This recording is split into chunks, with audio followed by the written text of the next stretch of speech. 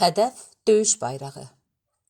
Fevral ayına doğru getdikcə intensivləşən təlimlər ayın son günlərində keçirilən tətbiqatla yekunlaşdı. Onlar döyüş planına əsasən en saylı hərbi hissədən gətirilmiş əskərlərin qoruduğu şərti cəbhə xəttini keçərək düşmən arxasına hərəkət etməli, verilmiş tapşırığı yerinə getirib geri dönməli idilər. Tətbiqatın davam etdiyi müddətdə hər hansı ixtisas qrupundan bir nəfərin, məsələn, rabitəçinin rabitə əlaqəsinə çıxa bilməməsi və ya məxfi əlifba, Morze əlifbası ya da kodlaşdırmadan düzgün istifadə etməməsi yekun qiymətləndirmədə onun özü üçün mənfi hal kimi qeydə alınacaqdırsa, qrupun tamamının və ya bir qisminin əsir düşməsi onların başına gələ biləcək ən böyük fəlakət olacaqdır. Tədris taborunun şəxsi heyəti fevralın 27-si gecə saat 3-də ön xətti keçməyə başladı. Düşmən xətləri tərəfdən əsən külək onların əskərlərinin əmrinə verilmiş cins köpəklərin iy almalarını çətinləşdirir. Leysan yağış və zülmət qaranlıq açıq havada belə gizlənməyi bacaran desantları ələ keçməz edirdi. Onlar maskalanmanın bütün şərtlərinə əməl edərək cəbhə xəttini keçirdilər. Köpəklərin həssas burunlarını yanıltmaq üçün üstlərinə müxtəlif ətirlərin qarışığından hazırladıqları və nəm torpaq qoxusu verən məhluldan bolca töksələr də, ehtiyatı əldən vermək olmazdı. Əskərlər köpəklərin qulağına gedə biləcək bir səs ya da burunlarının alacağı bir qoxunun sonları olacağını yaxşı başa düşür. Səssizcə süzülüb getməyə çalışırdılar. Elxangilin qrupu ən çətin mövqelərin birindən keçməli idi. Onların 30 metr önündə qış uzunu yağmış sularının ağzına dək doldurduğu 5-6 metr enində və təxminən 1 metr yarım dərinliyində sulama arxı və bu arxdan 100 metr o tərəfdə isə bir-birindən 60-70 metr aralı yerləşdirilmiş 3 düşmən postu var idi. Mərkəzdəki posta yerləşdirilmiş güclü projektor hər yarım saatdan bir nəinki bir tərəf bölgəni, hətta bizim postları belə işıq seli ilə aydınladır. Sıza biləcək əskərləri aşkara çıxarmağa çalışırdı. Projektorun işıq dalğası növbəti dəfə ərazini yoxlayıb ötən kimi komandirin əmri ilə hərəkətə keçdilər. Onlar bir-birindən 7-8 metr aralı bir sıra halında arxa yaxınlaşırdılar. Elxan əlindəki PR-507 markalı mina axtaran cihazın yardımı ilə bir tərəfdən yollarının üzərində mina axtarır. Onlar bir tərəf bölgənin və düşmən arxasında bəzi yerlərin səs və işıqlandırma minaları ilə minalandığını bilirdilər. Digər tərəfdən isə təmizliyinə əmin olduğu istiqamətdə şalvarının cibindəki ağ ip yumağını açaraq yoldaşlarının arxasınca gələcəkləri yolu işarələyirdi. Milli istehsal olan PR-507 mina axtaran cihazları nəinki keçmiş Sovet, hətta dünya hərbi sənaye məhsullarının ən yaxşılarından idi. Olduqca yüngül çəkisi, əlverişli qabarit ölçüləri, iri hədəfləri 50 sm, kiçik hədəfləri 20 sm torpağın altında və 1 metr yarım suyun altında tapa bilən PR-507 mina axtaran cihazının ən yaxşı xüsusiyyəti isə analoqlarının əksəriyyətindən fərqli olaraq işə salındıqdan sonra fasiləsiz deyil, sadəcə metalla qarşılaşdığında siqnal verməsi idi. Bir tərəf bölgəni keçərkən qrupun məsuliyyəti başqasının deyil, məhz istehkamçının üzərində idi. Mina sahəsindəykən atılacaq yanlış bir addım ya da ani diqqət dağınıqlığı bütün qrupun məhvinə səbəb ola bilərdi. Bəzən mina axtaran cihazın qulaqlıqlarından gələn təhlükə siqnalı onun beynini deşir, əsəblərini qıcıqlandırırdı. Belə vaxtlarda o, əşya çantasının sağ böğrünə tikdirdiyi üzlüyə keçirdiyi istehkamçı şişini çıxarıb təhlükə siqnalına səbəb olan metalın nə olduğunu araşdırır. Bəzən bunun yerə gəlişi gözəl atılmış gilis ya da hər hansı dəmir parçası olduğunu görüb yoluna davam edir. Bəzənsə torpağın altına bastırılmış mina ola biləcəyindən şübhələnib yanından keçirdi. Belə olan vaxtlarda ipi irəli geri qatlayaraq şalvarının yan cibindən götürdüyü ağ rəngli kiçik bayraqcıqların taxta tərəfini torpağa sancır. Burada təhlükə var. Siqnalını arxadan gələnlərə ötürürdü. Arxın kənarına çatdıqda dayanıb sol qolunu yana açıb dirsəkdən yuxarı qaldırdı. İşarəni alan yardımçısının ona yaxınlaşdığını hiss etdiyində gözlərini düşmən tərəfdən ayırmadan "Doldur" deyə pıçıldadı. Ələskər əşya çantasının üzərinə bağladığı KAMAZ təkərinin kamerini və kiçik əl nasosunu çıxarıb yerə qoyaraq cəld hərəkətlərlə doldurdu. Bu vaxt arxın sadəcə bir addım kənarındakı qamışlıqda dizi üstə çökən Elxan avtomatının üzərinə bərkidilmiş gecəgörmə cihazının yardımı ilə onu qoruyurdu. NCPO Universal Səhrə Gecəgörmə Cihazı adlanan bu gecəgörmə cihazı 2,2 kiloqram ağırlığında idi. Bu qədər ağır olmasının iki səbəbi vardı. Köhnə texnologiyanın məhsulu idi və universal istifadə üçün nəzərdə tutulmuşdu. Avtomatdan pulemyota, snayperdən qumbara atana dək bütün növ atıcı silahların üzərinə bərkidilmiş standart sürgü vasitəsilə bu gecəgörmə cihazından istifadə etmək mümkün idi. Sadəcə olaraq, üzərinə keçirildiyi silahın markasına görə cihazın üzərindəki qolun yardımı ilə həmən silaha uyğun tənzimləndikdən sonra həm gecəgörmə, həm də optik nişangah olaraq istifadə edilirdi. Gecəgörmə cihazı ay və ulduzların işığından istifadə etməklə 300 metrə yaxın məsafədə yaşıl fonda aydın görməni təmin edirdi. Bu arada onların gecəgörmə gözlüklərindən istifadə etməmələrinin sadə bir səbəbi var idi. Beli gözlüklər qarşı tərəfdən hər hansı işıq düşdüyündə istifadəçisinin yarım saata yaxın çəkən müvəqqəti körlüğünə səbəb olurdu. Kamer hazır olduqdan sonra Elxan onu ələskərdən alıb üzərinə uzandı. Bir əlində suyun altını yoxlamaq üçün minaxtaran cihazını tutub, digər əlindən avar kimi istifadə etməklə arxın qarşı tərəfinə üzdü. Həm ehtiyatlı olmaq, həm tələsmək lazım idi. Projektorun növbəti işıq dalğasına artıq 20 dəqiqədən az qalmışdı və bu məhdud vaxt ərzində ön xətt keçilməli idi. Ələskər onun sərbəst buraxdığı kamera bağlanmış ipi çəkərək yanına apardı. Elxansa digər sahildə beyni dolmasın deyə minaxtaran cihazını söndürüb yandıraraq yoluna davam etdi. Axı onlar yavaş sürətlə irəliləyir. Demək olar ki, qaz yerişi ilə gedirdilər. Dik yerimək olduqca təhlükəli olduğundan asan hədəf olmaq istəməyənlər belə hərəkət etməliydilər. 20 dəqiqəyə beyni dolan bu cihaz da sürəkli siqnal verməyə başlayır və hədəfi tapmaq çətinləşirdi. Yeganə çıxış yolu isə cihazı söndürüb yandırmaqla yaddaşını yeniləmək idi. Bütün qrup suya girmədən arxı keçdikdən sonra sonuncu gələn ələskər kamerin havasını boşaldaraq onu əşya çantasına qoydu. Bu vaxt artıq Elxan irəliləyərək düşmən xətlərinə yaxınlaşmışdı. Qarşılaşdığı minalardan biri uzun məftilindən, OZM 72 minasına, qəlpə ilə çəpərləyən mina bənziyirdi. Yerindəcə donub qalmışdı.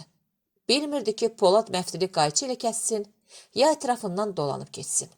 Sağa ya da sola getsə, ən az 10 metr sapması lazım idi. Bu minalar hədəf məftilə ilişərək partladıcının qoruyucusunu çəkib çıxardığı an, yuxarı partladıcıdakı piston detonasiyasını silindr şəkilli minanın içinə oturduğu dəmir bardağın dibindəki 7 qramlıq qara barıt kütləsini ötürür.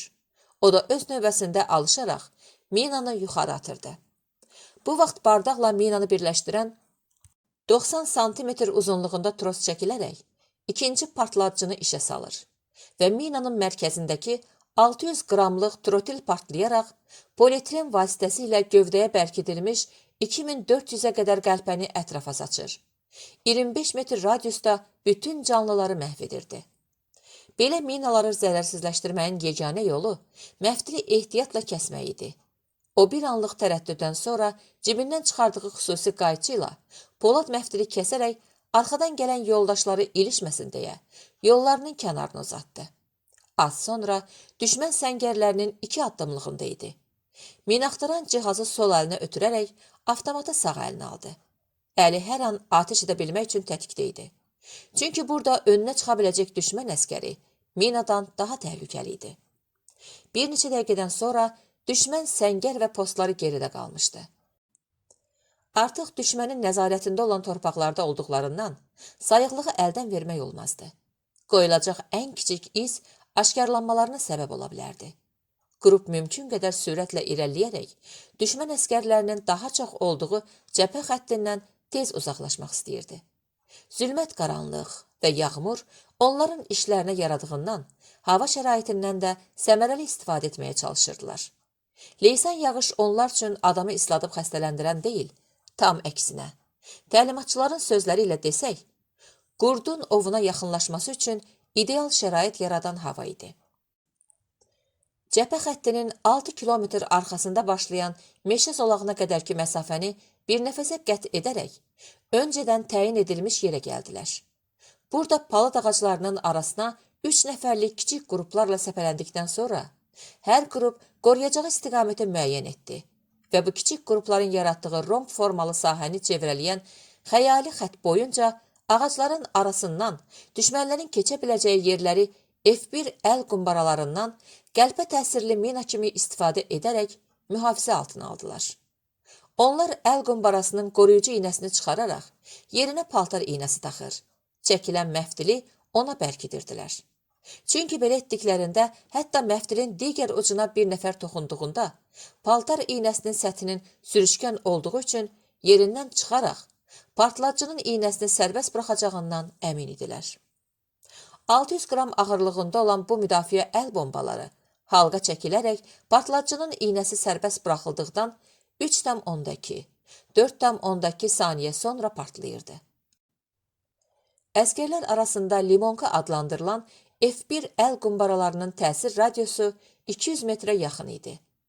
İstehkamçılar ani düşmən basqınının qarşısını almaq üçün sədd çəkdiyi vaxt, qrupun rabitəçisi də rabitə vasitəsini götürərək öz yardımcısı ilə istirahət nöqtəsindən ayrıldı. Onlar 500 metr aralandıqdan sonra kompasın yardımı ilə gəldikləri yeri təyin edib təxmini məsafəyə görə naqil antenanı açaraq rabitə əlaqəsinə girəcək və əməliyyatın ilk mərhələsinin uğurlu baş tutduğunu məruzə edəcəklərdi. Digər yoldaşları da öz növbəsində bir-birinə düymələdikləri plaş çadırlardan kiçicik sığınacaqlar düzəldir. Bu sığınacaqların önündə çalı açaraq içində alovsuz ocaq yandırırdılar. Mühafizə, maskalanma və rabitə əlaqəsi uğurla bitdikdən sonra keşikçiləri təyin edərək istirahət etməyə başladılar. Yerdən 50-60 sm yüksəklikdə olan sığınacaqda bir nəfər yatacaq, ikincisi ocağın başında, üçüncüsü isə 30 metr kənarda. Ulduzcuğu çevrələyən xəttin yaxınlığında növbə çəkəcəkdi. İstirahət zamanı hər 3 nəfərin də əşya çantaları çadırda olacaqdı. Sadəcə olaraq, hər kəs silahını yanında saxlamalı idi. Çadırın önündə növbə çəkən əskər islanmış paltarlarını bir-bir çıxararaq ocaqda, daha doğrusu hissdə qurudurdu. Hər an qaçmağa hazırlıqlı idilər. Ona görə də corablarını qurudarkən çəkmələrinin ayaqlarında və ya köynəklərini qurutmağa çalışarkən şalvarlarının əyinlərdə olmasına diqqət edirdilər. Saat 9 radələrində artıq paltarlarını qurutmuş, hətta səhər yeməyini belə yemişdilər. Yemək yedikdən sonra Rahab, Elxan, konservin boş qabını çantana qoymaq yadından çıxmasın. Ortalığa atacam.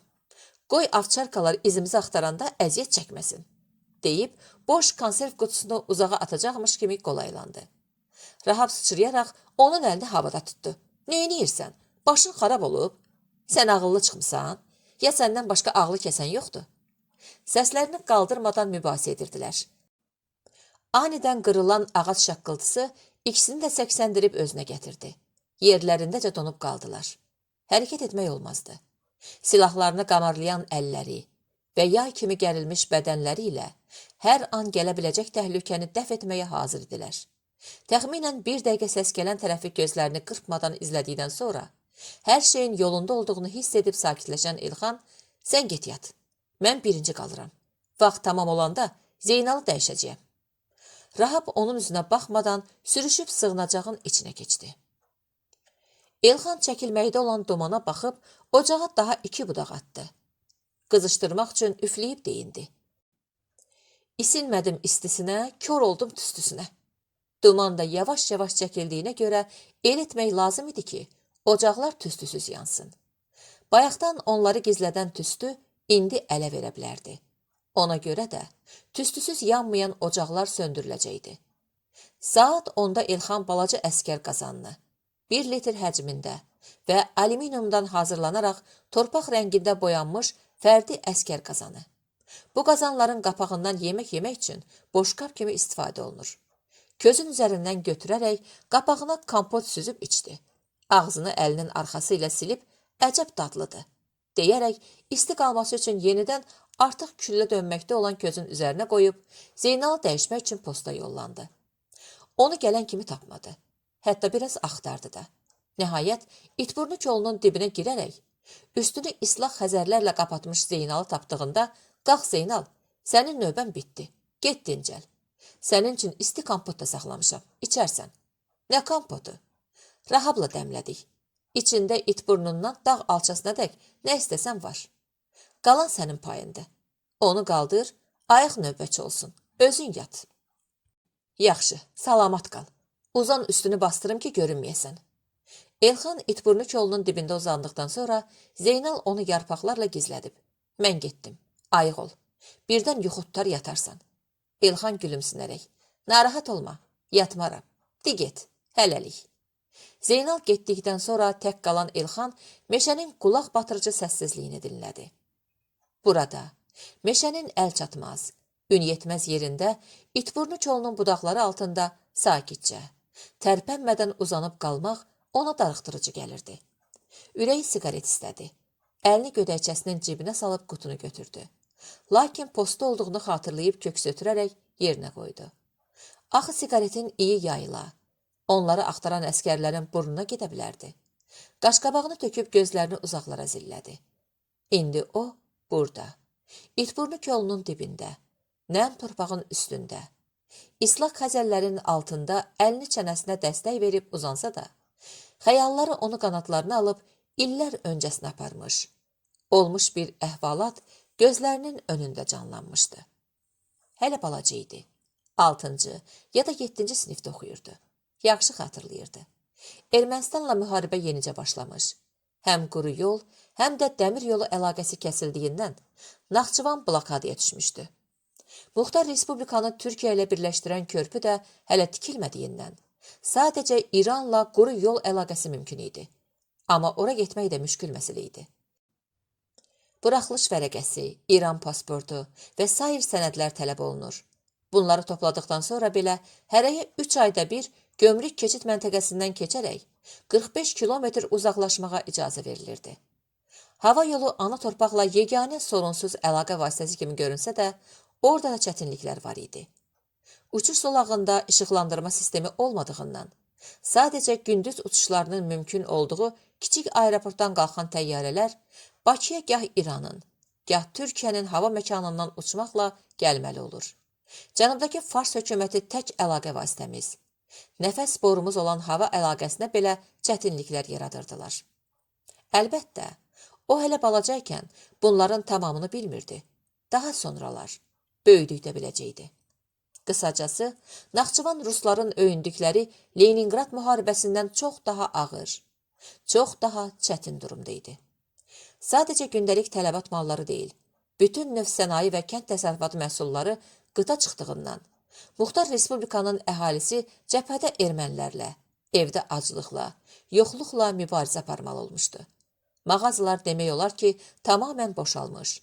İnsanlar hərə öz başının çarəsinə baxmağa məcbur olmuşdu. Ayrıca, Muxtar Respublikanı elektriklə təmin edən İrəvan AES-dən gələn yüksək gərginlikli xətlər dağıldığından, bütün Naxçıvan Araz sesin istehsal etdiyi az miqdarda elektriklə kifayətlənməli olmuşdu. Təbii qaz və mazut olmadığından, illər uzunu qazanxanaların çalışmadığı şəhərlərdə insanların qış uzunu, 40 dərəcəyə çatan şaxtalarda 2 saatdan bir yanıb sönən zəif işığın çalışdırdığı elektrik sobaları ilə o soyuğa necə dözdüklərini bir Allah bilirdi. Amma bütün bunlara baxmayaraq, Naxçıvanın əhalisi çətinliklərə qəhrəmanca sinə gəlmiş. İllər boyu davam edən aclıq və səfalətə baxmayaraq, nə ön cəbhədəki mövqeylərini, nə də ev eşiyini tərk edib bir yerə getməmiş. Ağır döyüşlərdə onlarca şəhid versələr də, 2 anklav və bir kənd xaric düşmənə bir qarış torpaq sahəsi verməmişdilər.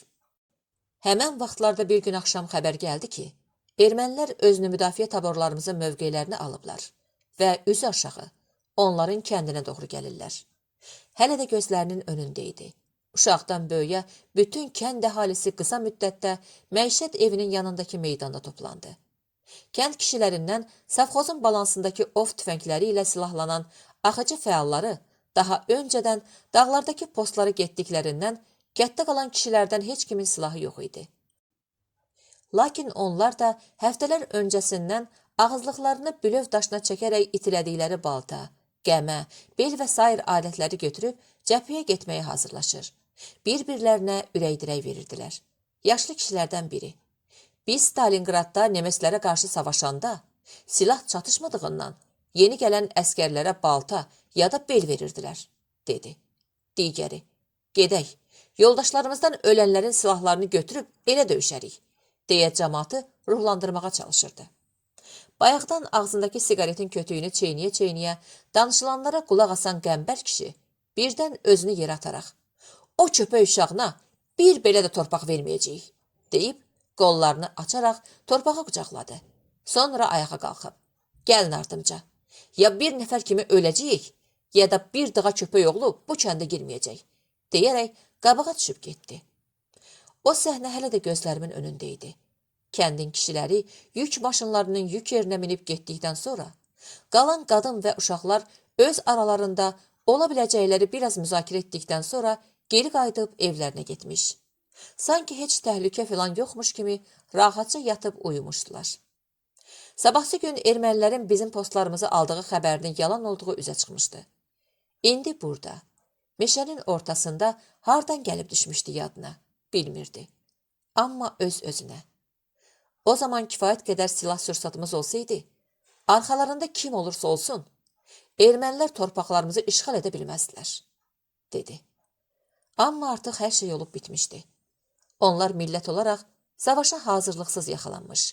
Nəticədə də döyüşü uduzmuşdular. Bu düşüncələrlə növbəsini çəkib bitirdi. Ayaq səslərinə dönüb Rahabın yaxınlaşmaqda olduğunu gördü. Dikəlib oturaraq: "Yatıb dincələ bildinmi?" deyə soruşdu. "Hə, gözümün acısını aldım. Bir şey görmədin ki?"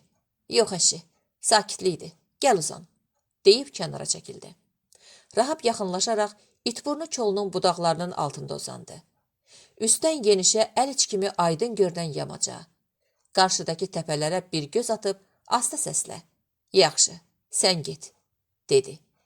"Elxan, di salamat qal," deyib geriyə, Zeynalın yanına qayıtdı. Axşam düşənədək posta bir-birlərini dəyişə-dəyişə yatıb dincələrək enerjilərini bərpa etdilər. Şam yeməyindən öncə istirahət etməkdə olan yoldaşlarını da yuxudan qaldırdılar. Yeməkdən sonra gün ərzində açılan konservlərin qutularını, yemək artıqlarını polietilen paketlərə yığıb əşya çantalarına qoydular. Müdafiə xətlərini sökərək qombaraları yenidən öz iynələrini keçirdilər və məftilləri toplayıb götürərək əməliyyat toplanma nöqtəsinə hərəkət etməyə hazırlaşırdılar. Zeynal da bir tərəfdə zəif fənər işığında önünü açdığı xəritənin üzərində işləyərək hərəkət edəcəkləri marşrutu beyninə işləyir. Qrup komandiri ilə birlikdə keçid nöqtələrini müzakirə edirdilər. Nəhayət axşam saat 8-in yarısında qrup əməliyyat toplama nöqtəsinə hərəkət etdi. Mənzil başına dək olan 2 saat yarımlıq yolu dayanmadan gedəcəkdilər. Qaranlığa qarışan çəm və çiskin yağış gecəni daha da zülmət etmişdi. Hər kəs önündə gedən yoldaşının hənirtisinə, ən öndəki isə təcrübə və fəhminə arxalanaraq gedirdi. Cığırlarla deyil, ağac və kolların arası ilə hərəkət etdiklərindən daha da ehtiyatlı olmağa məcbur idilər. Ayaqlarının altında qalıb qırılan hər quru budaq, onların gəlişindən səksənib qaçan hər heyvanın səsi meşənin səssizliyində əks səda verir. Ta uzaqlara dək yayılırdı. Zeynal arabir dayanıb avtomatının gecə görmə cihazı ilə önünü müşahidə edir. Bu vaxt bütün qrup sürətini azaldırdı. Aralarındakı məsafə nə azalır, nə də artırdı. Sanki görünməz bir vasitə ilə bir-birlərinə bağlanmışlar. Meşənin içində hərəkət etdiklərində aylar öncə təlimatçılardan birinin lazım olsa, bir-birinizi puxunuzun qoxusundan tanımalısınız deyə verdiyi öyüd Elxanın yadına düşdü. Bu günlər üçün deyirmiş, deyə ağlından keçirdi və qeyri-ixtiyari dodağı qaçdı. Yol gedərkən Zeynalın bu qaranlıqda onları azmadan necə apara bildiyini düşünür, çaşıb qalırdı. Öz-özünə düşündü. Doğrudan da ən yaxşı silah, yaxşı yetişdirilmiş əskərdir. Zeynalın bu nabələd meşədə və zülmət qaranlıqda heç bir cihazdan istifadə etmədən onları mənzil başına aparmasının başqa izahı yox idi. Önlərdə çıxan torpaq yolu keçərkən nal səsləri duydular. Qrupun 1/3 meşəni bölən torpaq yolun altına keçmiş. Digər qismi isə hələ də yolun üstündə idi. Yola ən yaxın əskər yerindəcə döyüş vəziyyəti aldı. Ondan geridəki 1, daha geridəki 2. Sonraki 3 addım sola çəkilməklə, cəld və ani hərəkətlərlə səs gələn tərəfə doğru V şəklində pusqu vəziyyət aldılar. Hər kəs ilk atəşi komandirin atacağını bilirdi. Bir dəqiqə sonra atlının silüeti göründü. O bəlkə desantları axtaran düşmən əskəri, bəlkə də ətraf kəndlərdən birinin sakini idi. Kim bilir? Əgər onları görməsə, onlar da kəşfiyyatın dünyanın hər yerdə keçərli olan qaydalarına əsasən atlıya toxunmayacaqdılar. Axı düşmən tərəfdə nəinki bir nəfəri yaralamaq, hətta öldürüb bastırmaq belə iz qoymaq demək idi.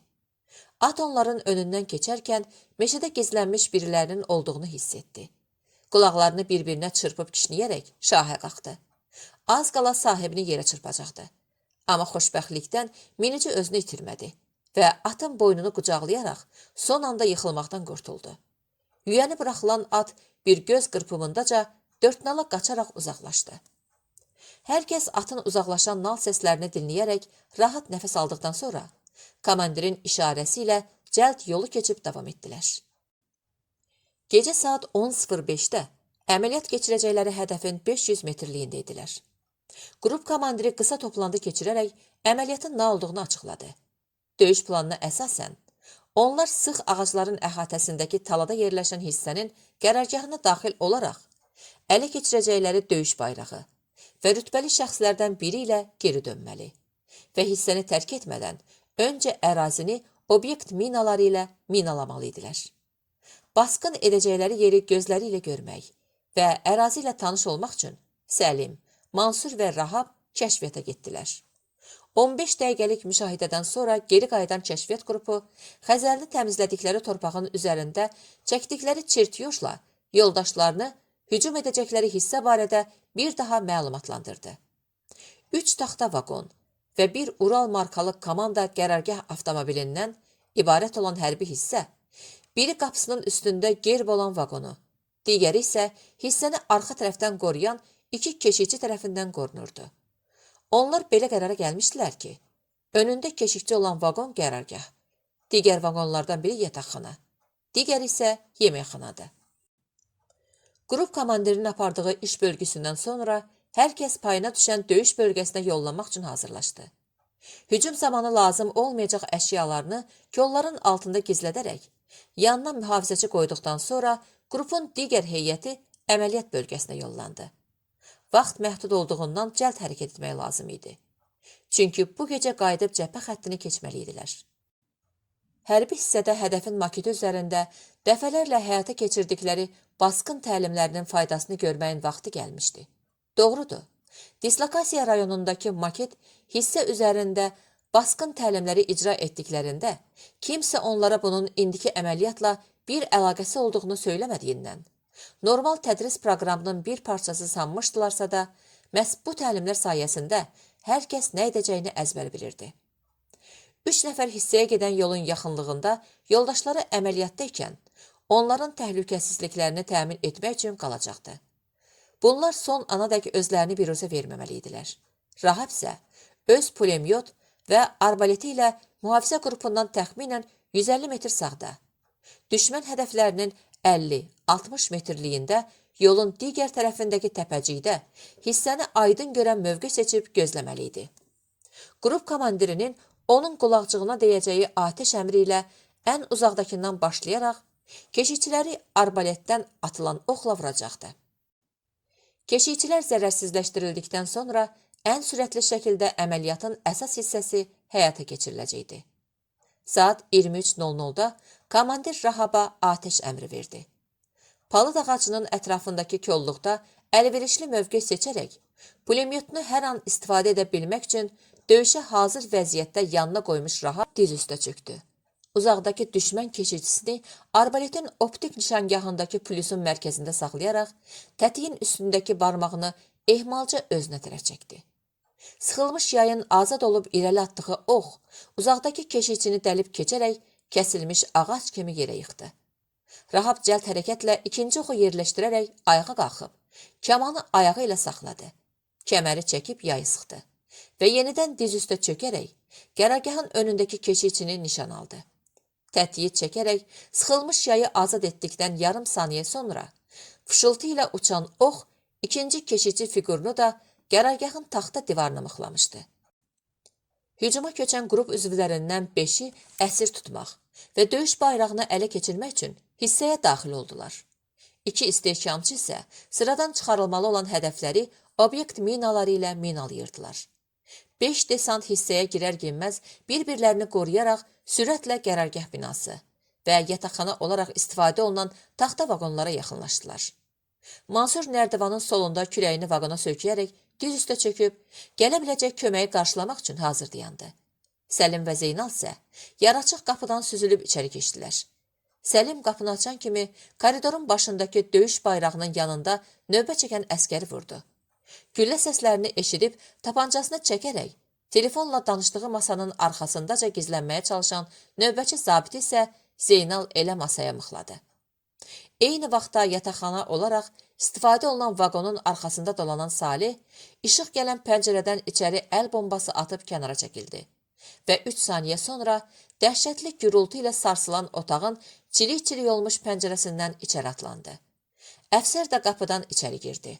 6 otaq və tualetdən ibarət olan vaqonda işləri o qədər də uzun çəkmədi. Cəmi 10 dəqiqə sonra qrup geri çəkilməyə başladı. Artıq içəridə heç nədən xəbərsiz halda bir qismi yatan, digərləri televizor izləyən 8 düşmən əskərindən biri əsir götürülmüş, digərləri isə öldürülmüşdü. Əvvəlcə əməliyyat üçün hədəfə girənlər, daha sonra Rahab, ən sonda isə mühafizə qrupu çəkilməyə başladı.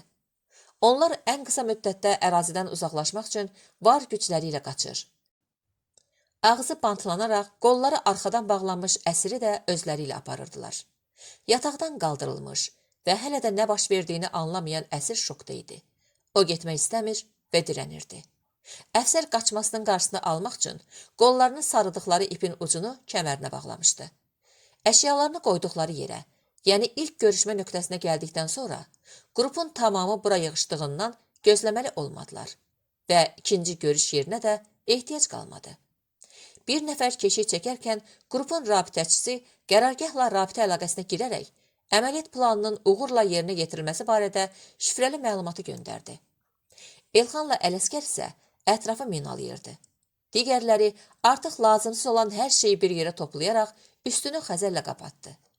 Səlim yoldaşları məşğulkən əsiri dindirərək lazımi məlumatları aldı. O daha öncə çalışdığı hissədə xüsusi kurs keçdiyindən erməncə yaxşı bilirdi. Dindirmədən sonra Salihə işarə etdi.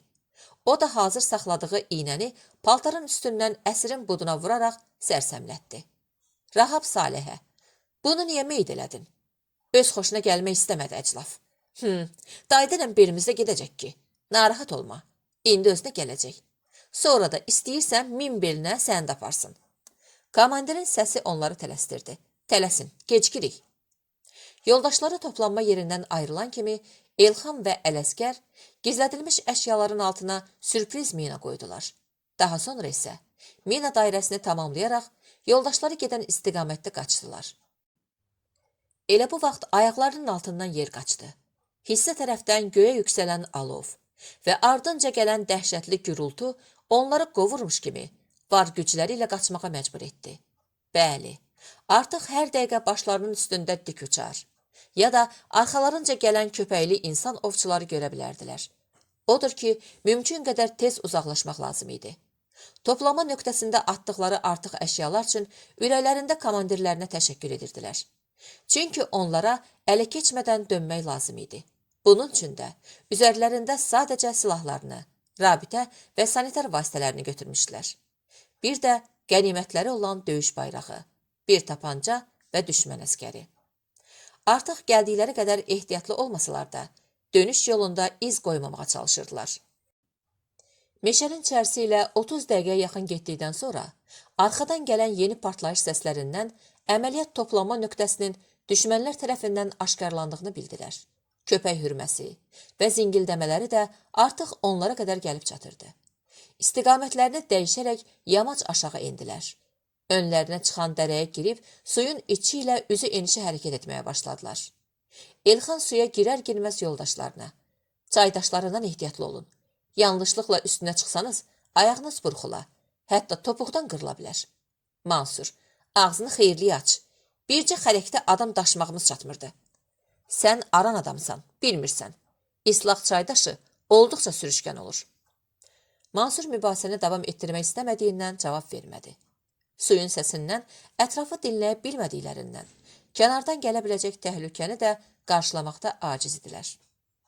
Ona görə də mümkün qədər sürətlə irəliləyərək lazımi məsafəni tamamlayıb sudan çıxmaq istəyirdilər. Təxminən 350-400 metr getmişdilər ki, iynənin təsiri ilə hələ də sərxoş kimi gedən Əsrin ayağı burxulduğundan yıxıldı. Onu müşayiət etməkdə olan Ələsgər qrupa dur işarəsi verərək, yıxılan Əsri cəld qaldırıb sanitar çağırdı. Yanlarına gələn Salih. Nə oldu buna? Deyəsən ayağı qırıldı. Suyun kənarındaca daşın üstünə oturaraq, ayağını qucaqlayıb zarayan əskərə yaxınlaşan Salih, təcili yardım çantasını aça-aça Ələsgərə. İşıq sal, veynasına düşüm. Salih Əsrə baralgin iynəsi vurub çəkməsini soyundurmağa başladı. Onlara yaxınlaşan Səlim, qırılmayıb ki, özü gedə biləcək? İndi biləcəyik, cənab baş leytinant. Amma qırıq olsa, gərək piramid olvurum. Aydındır. Başını təəssüflə yelləyərək, elə suyun içindəcə diz üstə döyüş vəziyyəti alaraq, ətrafı gecə-görüş cihazları ilə müşahidə edən qrupuna baxıb köks ötürdü.